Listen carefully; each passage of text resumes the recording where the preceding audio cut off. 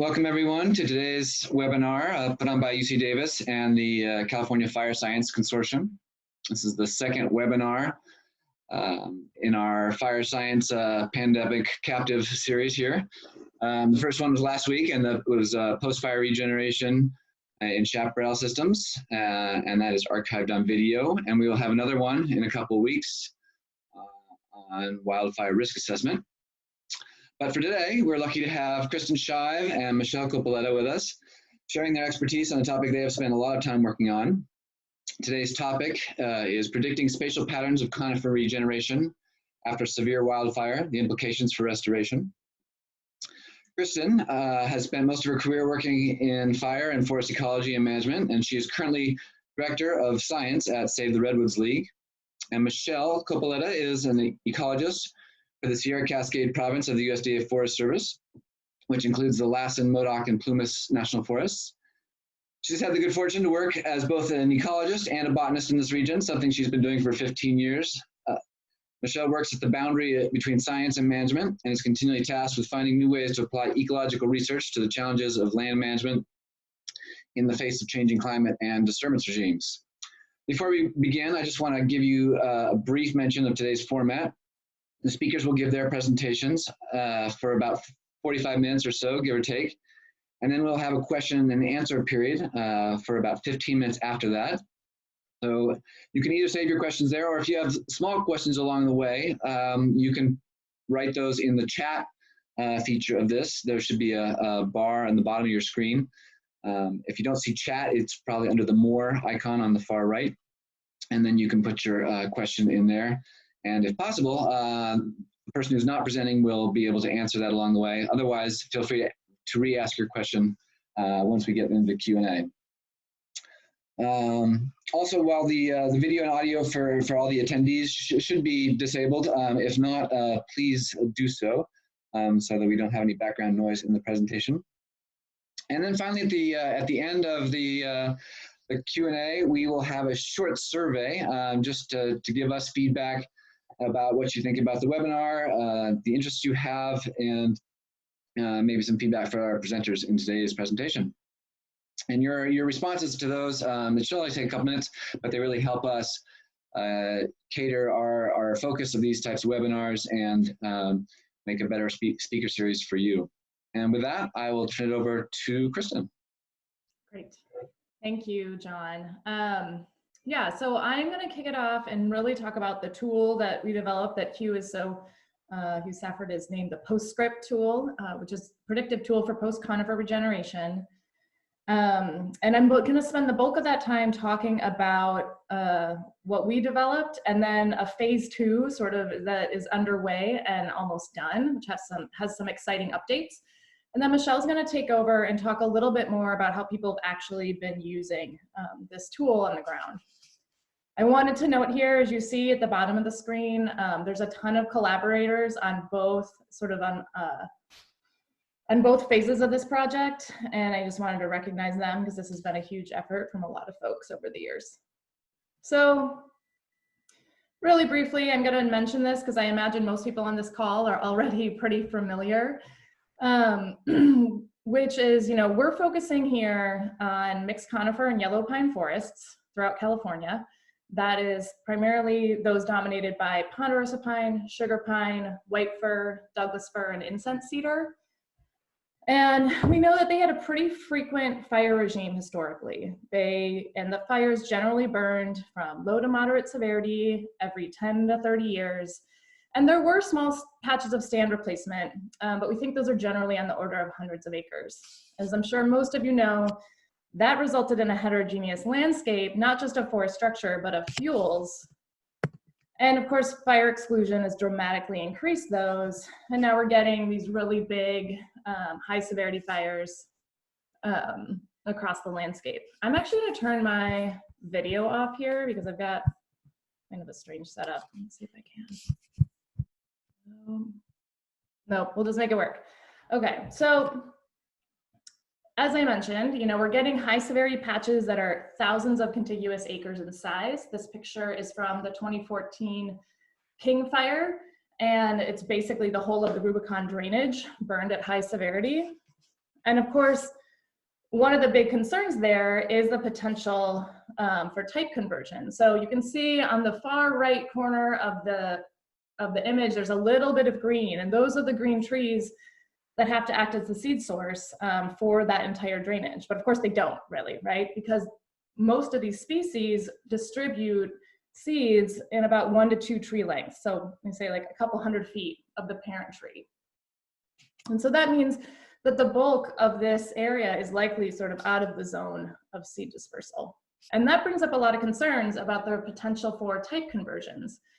In many of these mixed conifer forests, you get a really vigorous shrub response immediately after the fire. And so you have both seed limitation as well as competition that can diminish the amount of conifer regeneration you're getting after a fire. And of course, understanding those patterns, where regeneration is occurring and where it's not, has a lot of practical implications on forestry certainly, but also on predicting, changes in wildlife habitat in the long term, and of course carbon storage, which people are thinking a whole lot about now. So we set out to build a spatially explicit model of conifer regeneration, specifically for California's yellow pine and mixed conifer forests. To build this model, we had a really robust data set. We took conifer regeneration data from about 24 wildfires that you can see here, spread mostly in the Sierra, but also kind of northern Cascades. And that was a total of about 1,800 field plots, so pretty robust. We used a generalized additive model to predict the presence or absence of any conifer. And the reason we predicted presence or absence, and really it was the probability of that presence or absence, rather than predicting densities, is that the density information is or the data is just so variable. There are lots and lots of zeros, and then there's always a handful of plots that have a ton of regeneration. And that high variability makes it really difficult to accurately predict regeneration densities. So we decided that it was probably still useful to get an idea of just generally where is regeneration occurring or is it not. And this model is also set to predict regeneration at about 5 years post-fire. Most of the data in the data set was collected at that 5-year post-fire timeframe. And that 5-year focus also is really around, that's the window in which managers kind of need to have a better sense of the reforestation potential of a stand. So when we back up and we started putting this model together, when we were thinking through the major drivers of regeneration and trying to figure out what we could actually include in our model. And of course, there's major abiotic and biotic factors. And here I'm going really big picture and just gonna name kind of the big ones. From an abiotic factor standpoint, there's short-term weather fluctuations, which we know are important. In other words, after the fire, if the first 5 years are really droughty, that might be a very different response than if they were really wet. Microclimates are super important. So right down at that seedling level, what that seedling is really experiencing, and that's characterized by a whole bunch of different things like soil and topography. We also looked, one of the other things that matters is long-term climate averages. And we were thinking about this specifically in terms of site suitability, what are suitable sites for those species? And then finally, topographic variables. We know those can have a lot of controls on vegetation distribution in general, and particularly on seedling regeneration. So for biotic factors, we know competition and facilitation are really important, particularly competition in these systems because of that vigorous shrub response. We also know predation and herbivory can influence the response that you get. Mast years are really important with most of these species, and that's for the adult trees that are seeding. They have some years where they produce really big seed crops and others where they don't. And so depending on the timing of that relative to the fire, that could make a really big difference. And then of course, just basic seed availability, what I was discussing earlier, that as we're getting increased distances to seed source, that's gonna sort of help to drive regeneration patterns. So again, our goal was to build this large-scale predictive model where you could predict across an entire fire, wall to wall, sort of, pixel by pixel, what those probabilities of regeneration are. which by default means that some things are, going to be more challenging, are either more challenging or we just can't predict. So for example, in the abiotic factors, we can't say for sure what those short-term weather fluctuations are going to be right after the fire. The idea of building this tool was to build something that managers could use right away to start thinking about anticipated changes. But there's some exciting new work that does scenario planning around that I'm going to talk about at the end here. But also microclimates are something we can't really model across the whole landscape. But we can look at long-term climate averages and in topographic variables. And I should have also mentioned, it's not just that the data is available at this scale, but also that it's publicly available because we want it to be really accessible to managers. Of course, on the biotic side, the things that we can't predict very well at those scales include competition, unfortunately, even though we know that's really important. We do have shrub data from the plot data, but the difficulty comes in trying to extrapolate that across the landscape. As I understand it, Carmen Tubasing and others, I think Derek Young, are working on trying to do just that, but at present we haven't really, we didn't feel like we could do that with this model. Masters is another thing in terms of sort of creating different potential scenarios that came in phase 2, and I'll talk about that later. But for the current model as it exists, we saw that as sort of something that we weren't going to be able to get at. Seed availability is something we felt like we really could, and we came up with kind of a new way to do that.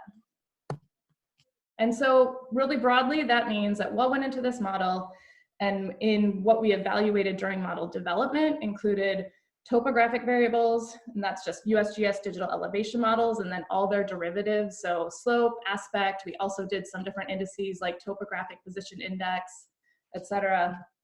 We looked at climate, particularly using the basin characterization models, 30-year averages, so precip, climatic water deficit, etc. And those are available statewide. For vegetation characteristics, we really focus on two sort of key data sets. And one is the burn severity maps, because we know that is going to affect the pattern of residual seed sources. And then we also use these basal area maps that have been created by species from the Lemma lab up in Oregon, at Oregon State. And this basically, these maps use FIA data to interpolate or extrapolate, I'm not sure which you really, anyway, to characterize or estimate basal area by species across the landscape. And of course, this is one of the sources of potential error in our model because these are, estimated, but they performed better, but we found that they performed better than leaving it out. So what we did to create that, to take that data and turn that into something more meaningful from a seed availability standpoint, is we created these things called seed availability proxies. And so, one thing to think about is we've got, again, here's this burn severity map. I'm going to show these a lot. And of course, the red color is the highest burn severity, which corresponds to about 90% or greater basal area loss, or loss of live basal area, I should say. And until, when we were starting to generate this model, at that point, everyone knew distance to seed source was really important. But the way that we most often characterized it was just by using Euclidean distance. So, the shortest distance between a point and a sort of lesser burned edge. So for example, here, this is a zoomed in part of a severity map. The red is still high severity. The black are dots where we have plot data. And, you could say, well, that's the shortest distance. And of course, that is really important, but it's also important, what is going on around it. Because there are multiple, just because, because you could have two plots, one where everything, in the whole radius around it is about that far away because it's a small patch of high severity, or you could have a plot where most of the surrounding area burned at high severity, but there's a little patch in the middle, and those are going to have really different outcomes potentially in terms of seed input. So we were thinking about this in terms of neighborhood seed availability. And we took, this is a close-up image of those basal area maps produced by Lemma. This is just sort of, in this case, all the conifers sort of lumped together. And we converted that basal area by species to estimated annual seed production. And so we did that on an individual species basis and then summed the amount of seed production per pixel level. And then we basically just smoothed that using a kernel density smoother, and we tested a range of scales. What range of, or what size of that kernel is most important for predicting regeneration in our data set. And we tested scales from 50 meters to 500 meters. And you can see this is sort of what the smoothers can look like. So in that final model, we ended with aspect and slope being the most important. We kept time in the model so you could set it at that 5 years post-fire.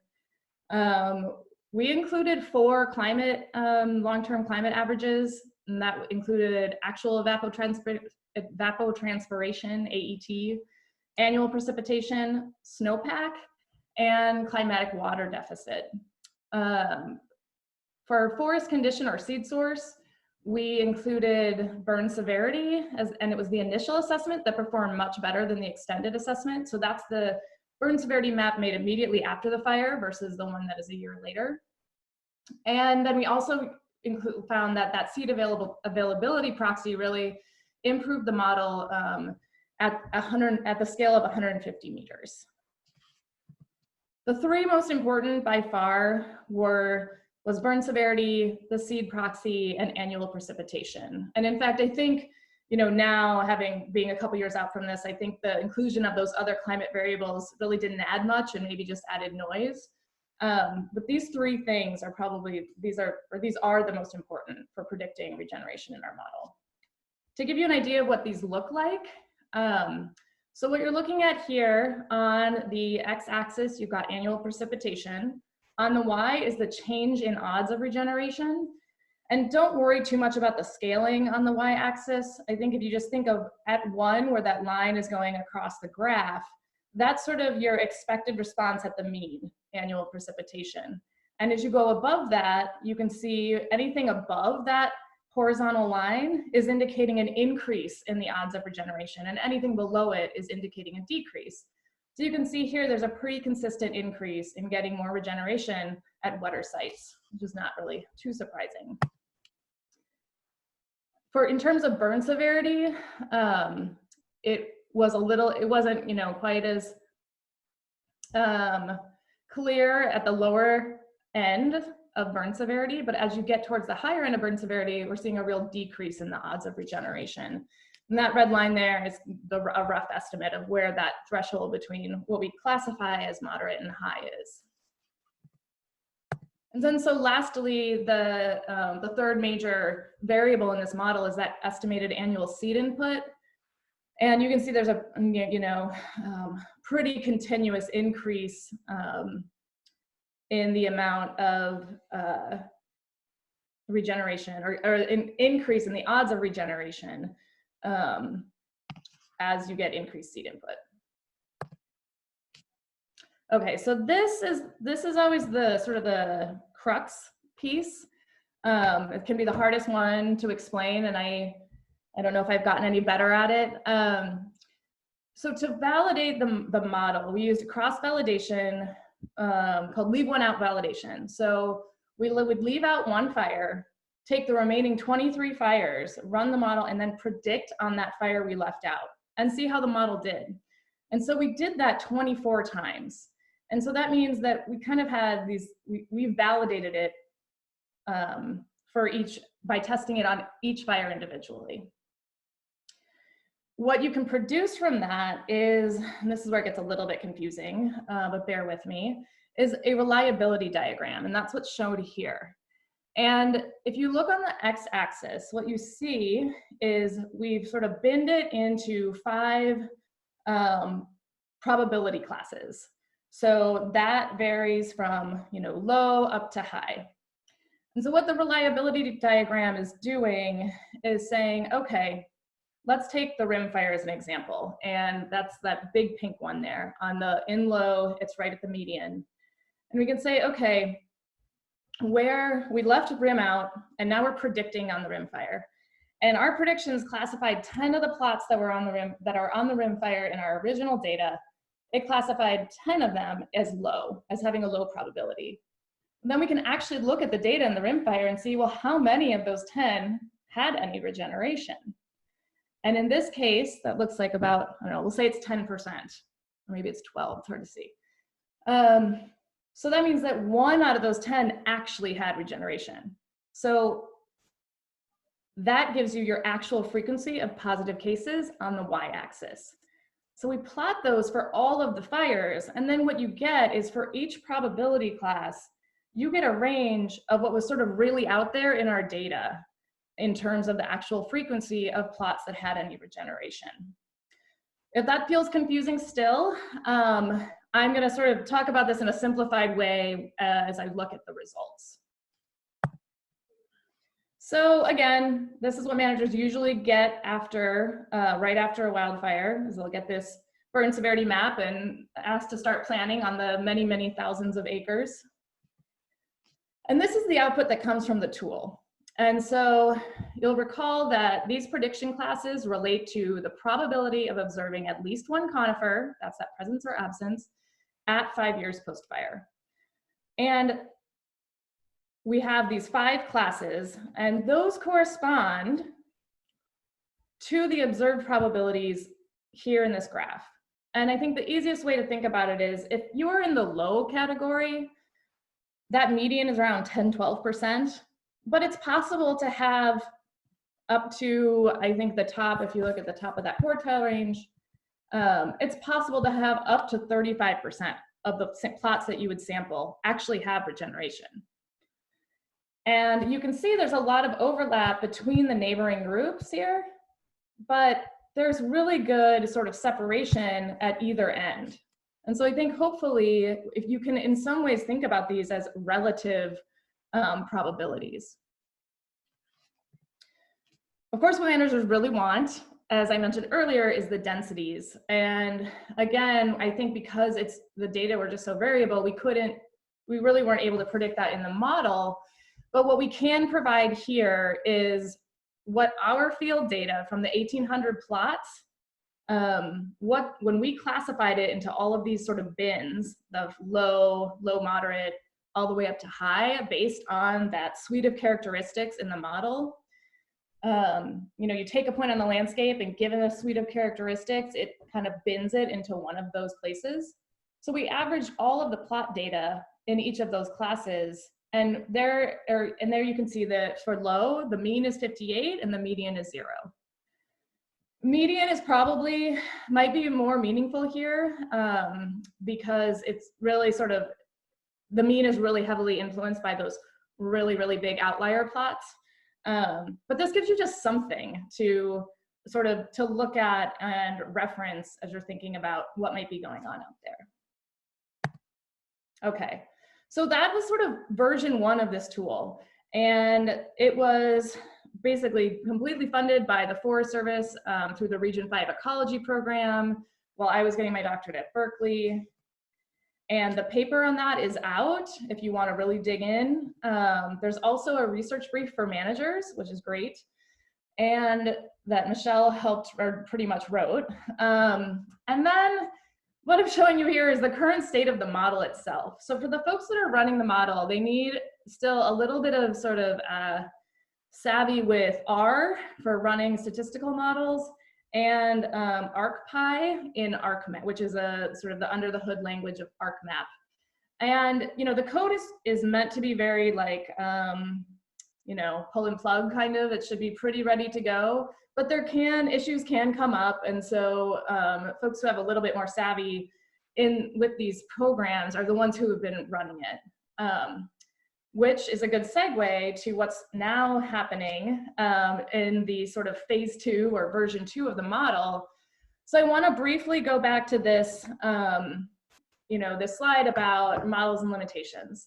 So, I have these kind of grayed out where we thought we just couldn't include them in our model. But one thing that's really neat about this next phase of work is that they were able to incorporate short-term weather fluctuations via scenarios of a wetter scenario versus a drier scenario, and did a similar thing with mass shear, so higher seed input or lower seed input. This work was led by Joseph Stewart, who is with USGS and UC Davis, I believe, and it was funded by the Southwest Climate Adaptation Center. Phil Van Mantgam with USGS also really played a pivotal role in getting this thing going. The paper is still in revision, but we're hoping it's going to come out soon. And so what you get is, instead of just that one static map, which is that's similar here in the lower right corner to what the initial model produced, now there's four additional maps that come with it, and you can that have low precipitation, and that's these two, combined with low seed production and high seed production. And then in that middle panel, it's high precipitation, also combined with low and high seed production. So it kind of can give managers a better idea of the potential range of responses. The other thing I know, in addition, as I was talking about density being really important, of course, managers really want to know a lot about which species are coming back. And, you know, we had experimented with that a little bit and hadn't gotten very far. But what Joseph and his and Phil were all able to do was to at least do 2 species groups. And so they have a fir model and a pine model. And this fir model is white fir and Douglas fir, I believe. And so you can see that this, you know, it looks a little bit different. And if you look over here, this is that reliability diagram again. And you can think of the amount of separation between classes sort of gives you a good idea of how well it's sort of parsing the landscape into different responses. The pine model, as you can see, it did not do quite as well. And so if you look at this predicted, or the reliability diagram, you can see there's less clear separation between the classes, but I do think it's important to note that there is, you know, that this lowest probability class, you can think of this as the similar to the low, what I call the low probability class, is sort of separating a little bit from these others. So at least maybe the lowest are going to be easy to identify. And there's probably a lot of reasons for this. I think one, there's fewer pine observations in the model, but also, of course, pines are much more sensitive. You know, they're not shade tolerant. And so with this dense and vigorous shrub response, that is probably even more important in creating a good pine model. But the authors could speak way more to this in detail. I just sort of wanted people to see what was out here and what's coming down the pike. And what is the coolest thing is that there's going to be, I believe it's a web interface tool coming soon. And here's a screenshot of it. And you can see, starting up here, there's a few different options in generating this map. So no longer will people have to struggle with my poorly written code. You can, straight off the bat, apply a conifer forest mask to just remove areas that aren't going to regenerate because they weren't even conifer forest to begin with. We didn't have that built in. You also have a spot to upload the burn severity maps and the fire perimeter. You can choose all conifers or firs or pines. And this, what it's showing you here, is all conifers under average conditions. But what this will spit out is the whole set, the whole suite of all combinations of high and low seed availability and high and low seed, I guess, production, and high and low precipitation in that window after the fire. And so this tool was created by Micah Wright. He's also with USGS. This is like translated into a usable tool, and he did an excellent job. So I'm really excited for these, to see these coming down the pike soon, hopefully. And with that, I will hand it over to Michelle. Okay. Let's see.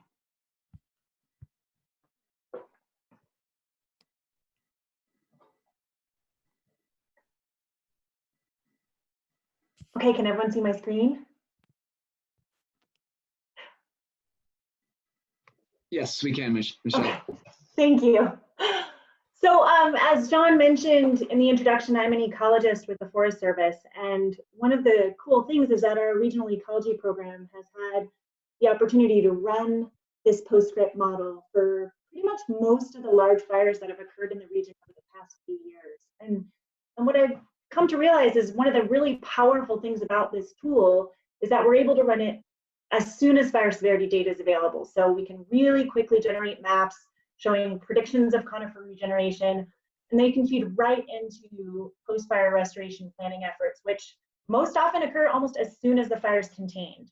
So we have some pretty cool examples of how we've been applying POSCRPT, which I wanted to just share a few of today. And then I also wanted to just talk about some ideas about how we might think about applying the outputs from this and other models to some of these very real world management challenges that we're going to face here in the near future.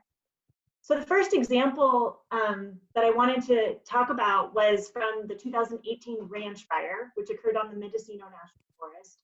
And a lot of you will probably recall this fire since it was the largest fire in modern California history. It burned over 400,000 acres, and about 46% of it burned at high severity, so stand replacing fire. So you can imagine that the really enormous scale of this fire created a lot of significant management challenges. You know, and a lot of our ecologists have been working really closely with some of the forest managers on the Mendocino to create this really large-scale, broad restoration strategy. And one of the focuses of this restoration strategy was actually yellow pine and mixed conifer forest, which provided a really perfect opportunity to apply some of the outputs from the POSCRPT model. So our Northern California province ecologist ran the POSCRPT tool and created this predictive map of conifer regeneration probability, which you can see here on the screen.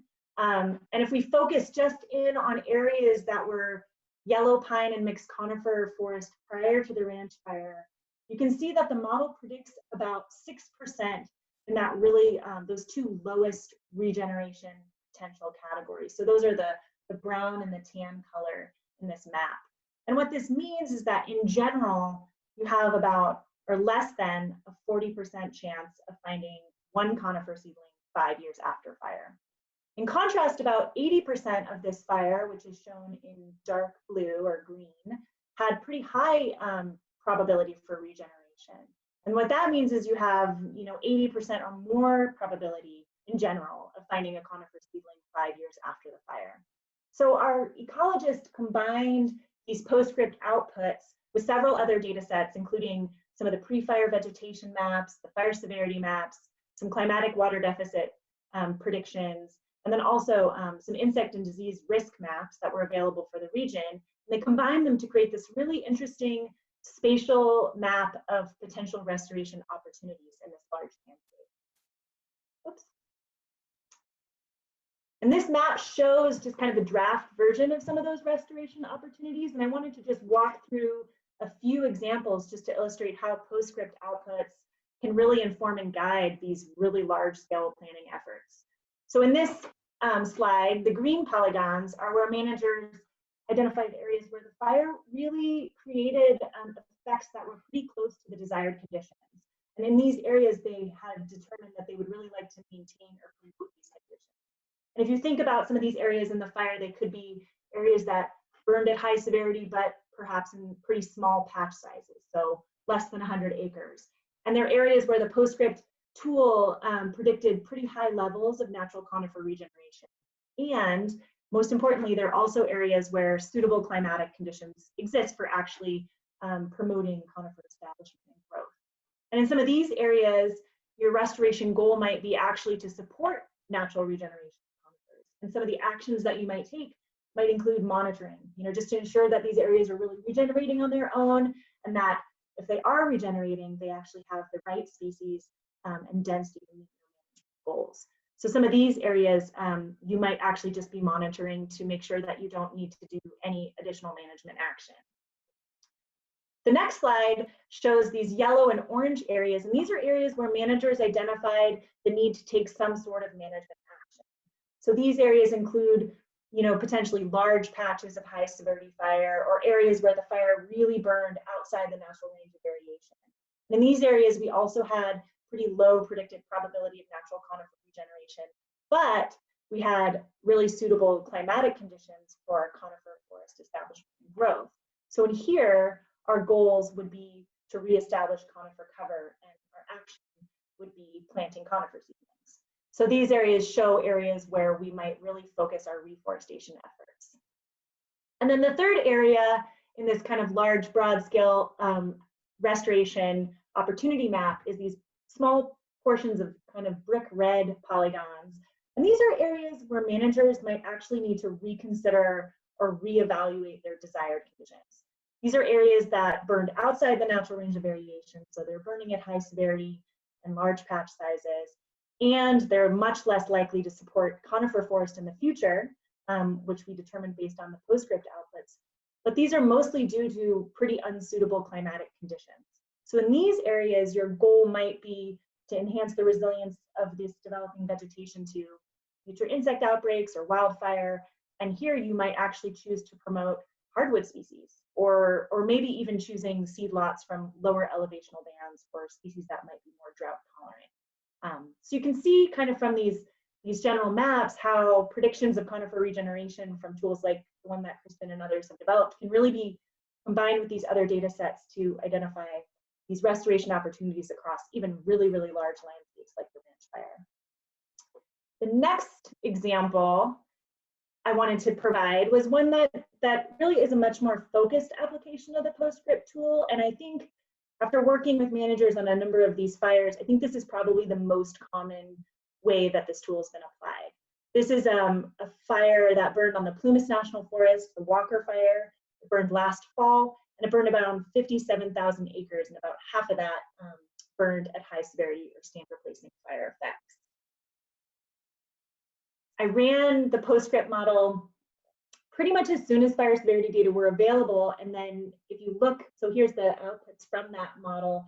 You can see that in areas that were yellow pine and mixed conifer forest prior to the Walker Fire, about half have low regeneration potential after the fire. And again, this is approximately less than 40% chance of finding one conifer seedling 5 years after fire.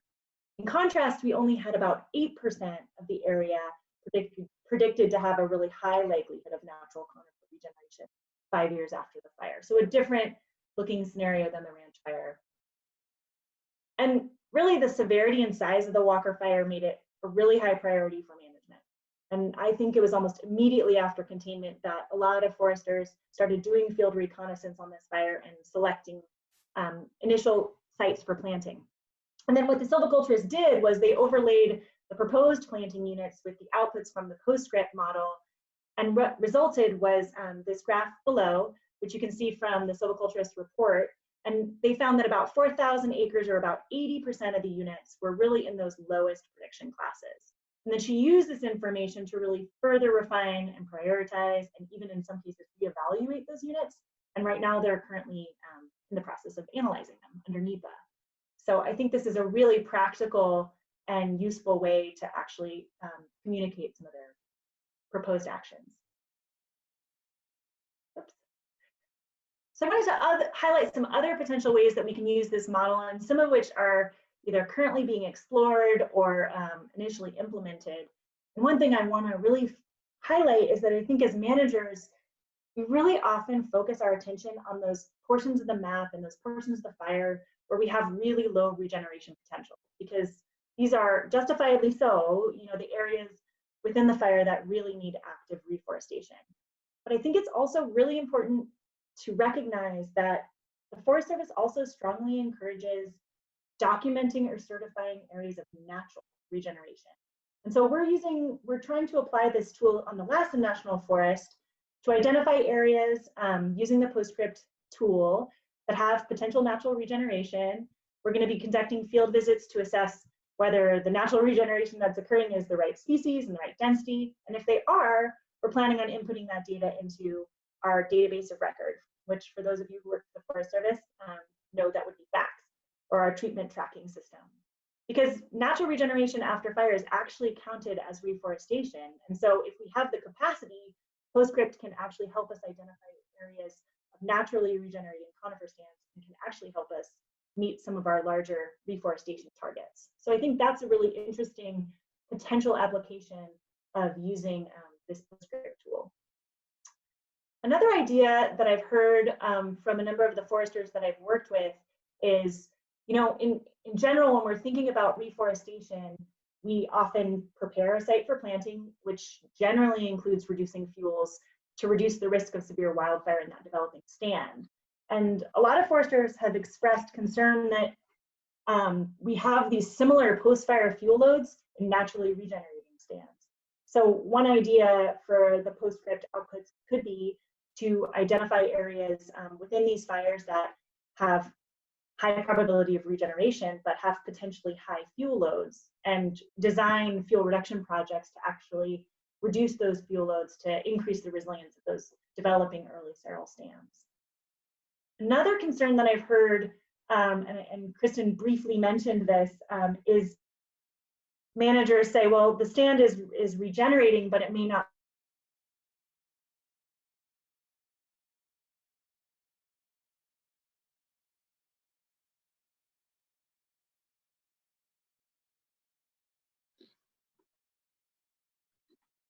to assess whether we're getting the desired species and densities.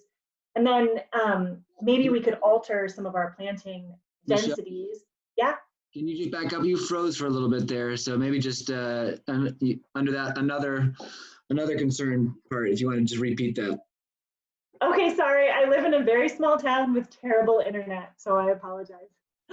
So another concern that a lot of managers have expressed is that we may have natural regeneration after fire, but that it may not be regeneration of the desired species.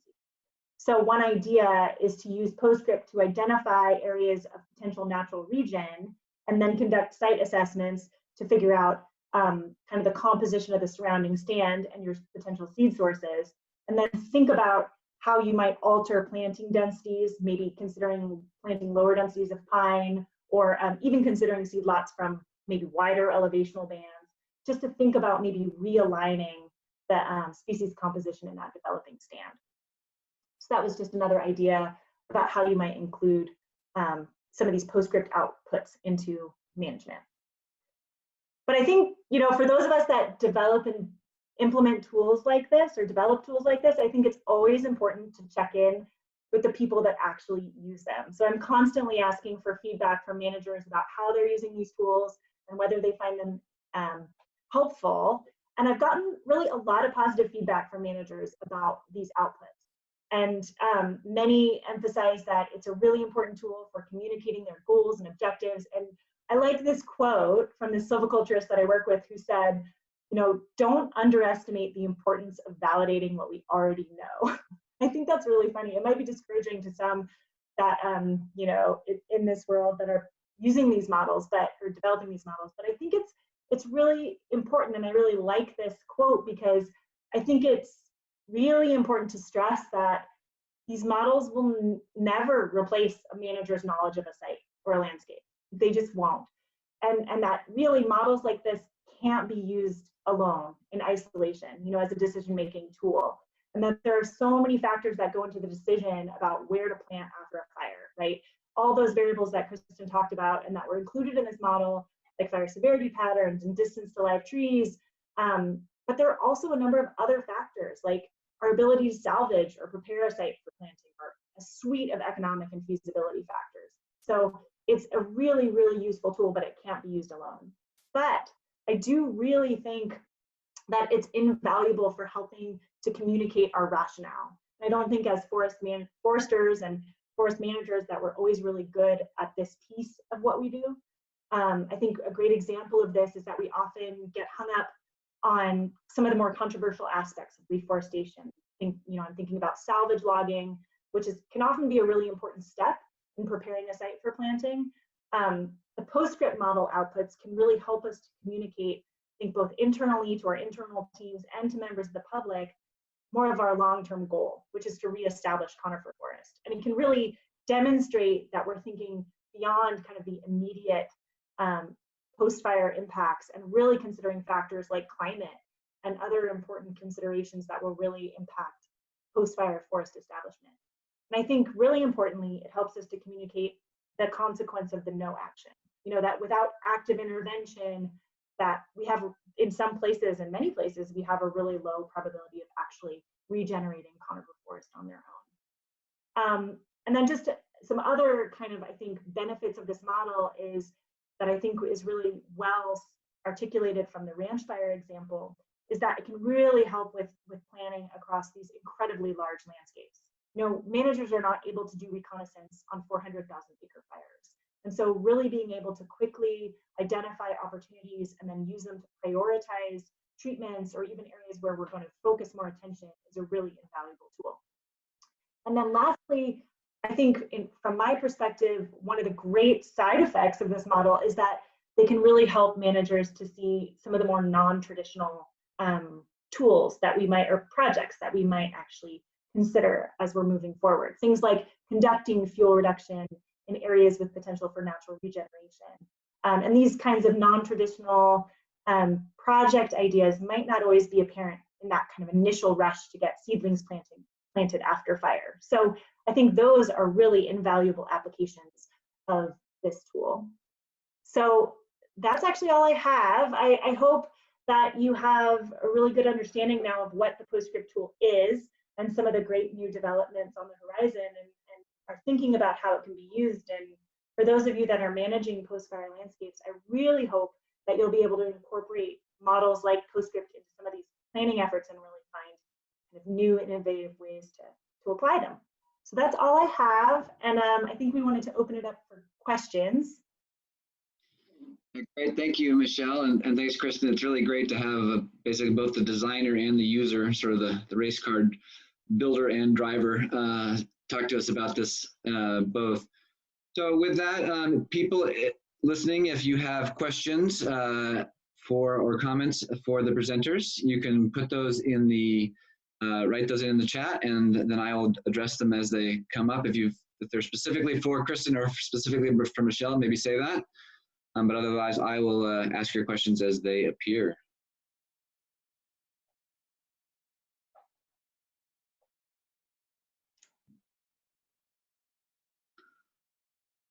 Okay.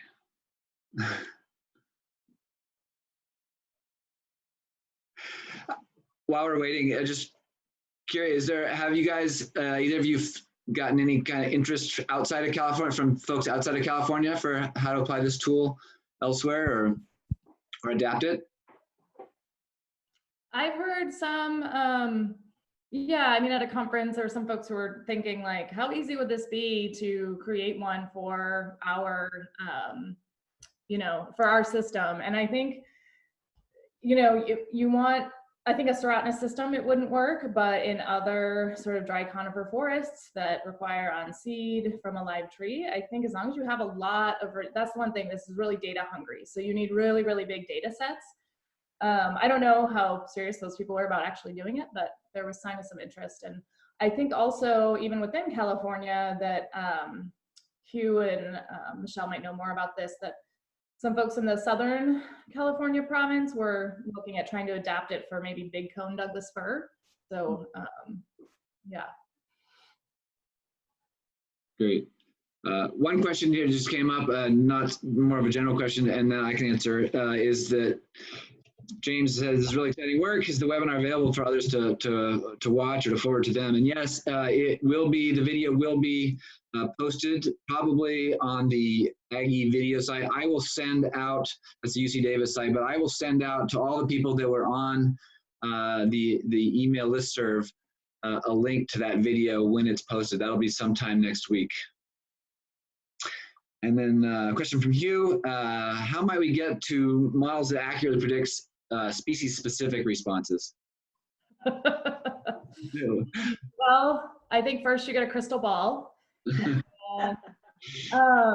No, I think that a couple things could help, and I really think that shrub, and I heard this, you know, so through the rumor mill, but that folks are trying to work on a model to predict shrub response more broadly, and I suspect that could really help.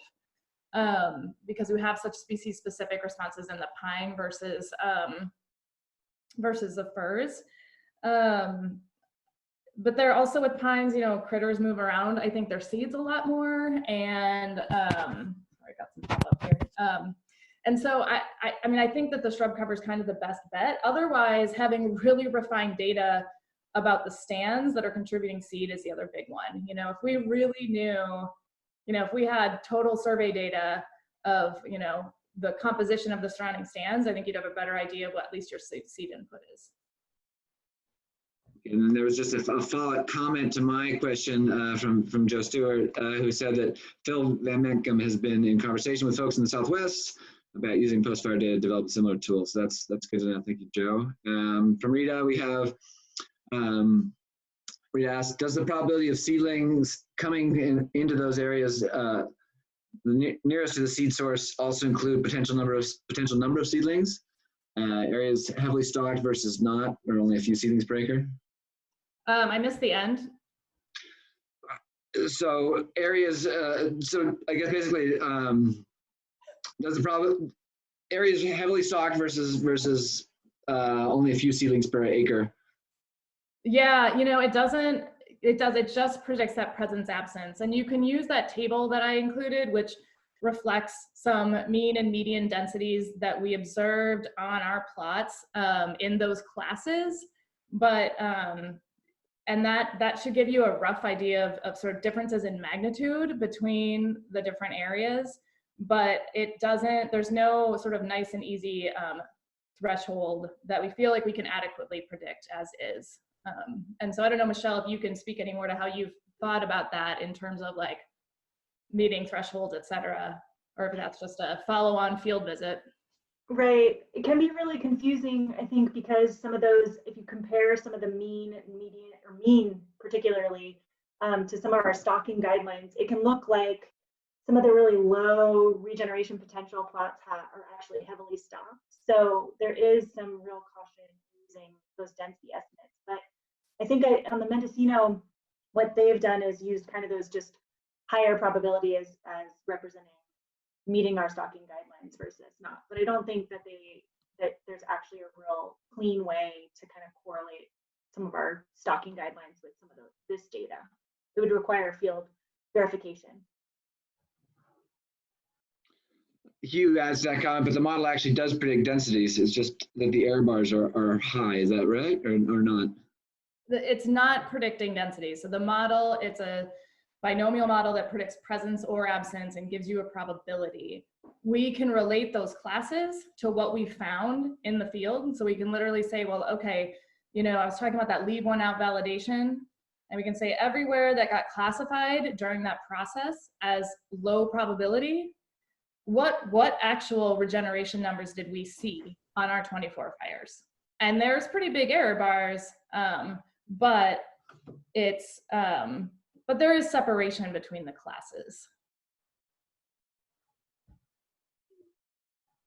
Okay, and then a comment from Joe Stewart again. Part of the rationale for predicting presence, absence versus abundance of seedlings is that more seedlings per 60 square meter plot may not actually contribute that much to more regen. Is that right? Okay. And then a question from Emily for Kristen. She was really interested in the seedling availability proxies and the neighborhood seed availability.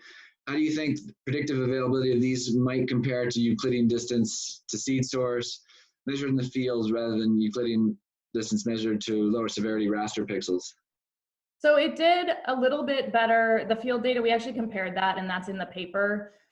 We compare Euclidean distance from, let's see if I can remember correctly, I think it's like Euclidean distance from the raster, field data, and then the seed availability proxy. And the field data does better, but not remarkably so. You know, it's not like this huge loss.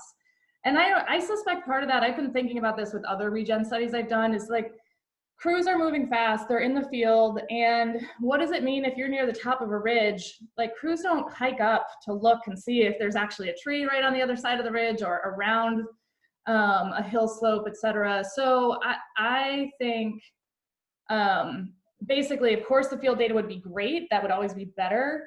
But I think there's also some information lost there, basically. And because of that, it doesn't necessarily perform tons better. I mean, I did experiment with trying to use NAPE so I could at least do better at identifying individual trees in the field, and I didn't have very good luck. There's someone whose name I'm blanking on out of University of Colorado who just did that with some pretty good success, and not using this sort of the kernels, but just in terms of the identification. So maybe there's a future there, but anyway, that's that answer. Okay, and then a question for Michelle from Hugh. What have managers told you about their wish list for this kind of tool? What else could we be doing?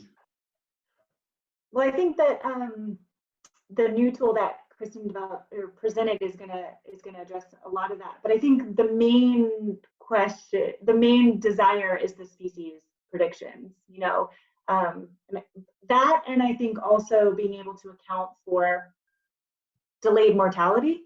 But I think Kristen actually did check that by looking at both the initial assessment and secondary assessment for fire severity. But I'd say the number one request I have is for species predictions for probabilities and densities.